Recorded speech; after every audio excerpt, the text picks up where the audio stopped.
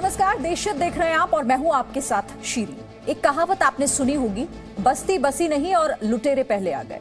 कुछ ऐसा ही corona vaccine को लेकर हो रहा है। पूरी दुनिया में वैक्सीन को लेकर तैयारी हो रही है, लेकिन उससे पहले ही इंटरनेशनल माफिया नकली वैक्सीन को बाजार में उतारने को तैयार है। ये खबर चिंता बढ़ाने वाली है, क्योंकि नकली वैक्सीन से लोगों के स्वास्थ्य पर ही बुरा असर नहीं पड़ेगा, बल्कि इससे जान को भी खतरा हो सकता है। और इसे लेकर इंटरपोल ने पूरी दुनिया को आगाह किया है।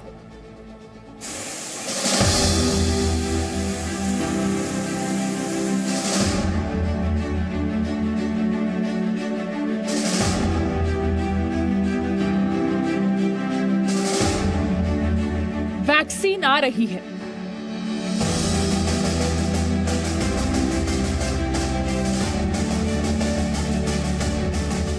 खतरा मंडरा रहा है।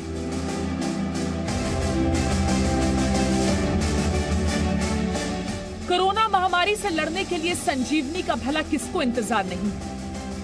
पूरी दुनिया कोरोना वैक्सीन के आने का बेसब्री से इंतजार भी कर रही है। इसके लिए दुनिया की तमाम सरकारें पूरी ताकत के साथ तैयारी में जुटी हैं। लेकिन साथ ही आ रहा है एक बड़ा खतरा। कोरोना वैक्सीन अभी आए भी नहीं, लेकिन फर्जी वैक्सीन के माफिया अभी से तैयार हो गए हैं। और इस खतरे को लेकर इंटरपोल ने चेतावनी जारी की है। इंटरपोल के महासचिव जुगरेन स्टॉक ने एक बयान जारी कर दुनिया को इस खतरे से आगाह किया है। दुनिया की तमाम सरकारें वैक्सीन के लिए तैयारी कर रही हैं। इसके साथ ही दुनिया भर में क्रिमिनल नेटवर्क भी एक्टिव हो सकते हैं और फर्जी कोरोना वैक्सीन की बिक्री इंटरनेट से लेकर फिजिकल स्तर पर हो सकती है। इससे लोगों के स्वास्थ्य के साथ ही जान पर भी खतरा हो सकता है। यानी कोरोना की जो वैक्सीन अभी आए भी नहीं, उसके आने से पहले ही फर्जी माफिया तैयार हो गए हैं। इंटरपोल की माने तो क्रिमिनल नेटवर्क फर्जी वैक्सीन के साथ लोगों को ठगने की कोशिश कर सकते हैं। ऐसा करना उनके लिए इसलिए भी आसान होगा कि डिमांड के मुताबिक कोरोना वैक्सीन बाजार में उपलब्ध होगी नहीं। ऐसे में नकली वैक्सीन को बाजार में उतारकर माफिया बड़ा खेल खेल सकते हैं। और इसका खतरा भारत पर भी मंडराने लगा है, क्योंकि भारतीय वैक्सीन भी जल्द ही बाजार में आने वाली है। In India, we have now vaccines which are in their final phase 3 trial. So we are very hopeful that by the end of this month or by early next month, we should get the emergency use authorization from the Indian regulatory authorities to start giving the vaccine to the public. Vaccine निर्माण के सबसे बड़े 3 चेहरों में शामिल है खुद प्रधानमंत्री मोदी, जो वैक्सीन को लेकर हर अपडेट रखते हैं।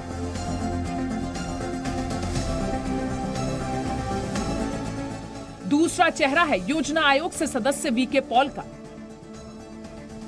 और तीसरा चेहरा है डॉक्टर रणदीप गुलेरिया का।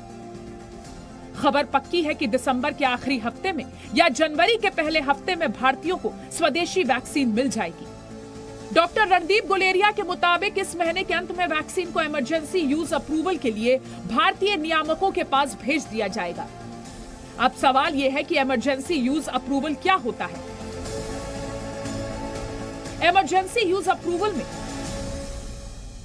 फार्मा कंपनी क्लिनिकल ट्रायल का डेटा देती है। आपात स्थिति में वैक्सीन देने का आवेदन देती है। 2 चरणों में आवेदन आगे बढ़ाया जाता है।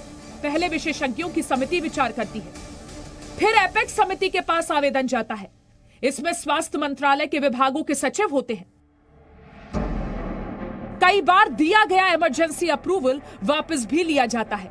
कोरोना के इलाज में हाइड्रोक्सीक्लोरोक्विन और रेमडेसिविर के साथ ऐसा ही हुआ था। WHO ने भी पहले जिन दवाओं को कोरोना में कारगर बताया, बाद में उन्हें वापस ले लिया।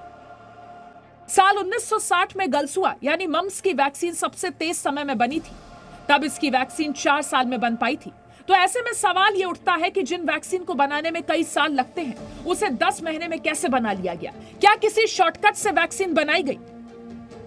तो इसका जवाब यह है कि वैक्सीन के अध्ययन में दस्तावेजों का इस्तेमाल किया गया। 10 माह में कैसे बन गई वैक्सीन? डेटा अध्ययन में आर्टिफिशियल इंटेलिजेंस की मदद ली गई। मंजूरी प्रक्रिया में तेजी आई। सभी चरणों के ट्रायल जल्द पूरे किए गए। वैक्सीन की रिसर्च में ब्रिटेन ने लगभग 60,000 करोड़ रुपए खर्च किए।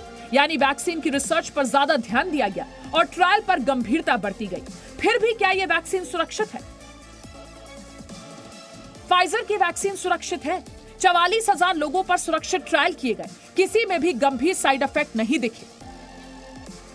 भारतीयों के लिए स्वदेशी वैक्सीन ही सबसे कारगर साबित होगी, क्योंकि फाइजर की वैक्सीन में रखरखाव संबंधी नियम है जिनका पालन भारत में होना अभी मुश्किल है। यानी इस खबर ने भारतीयों को खुशी तो दी है, लेकिन वैक्सीन नहीं, कम से कम हाल फिलहाल में तो नहीं।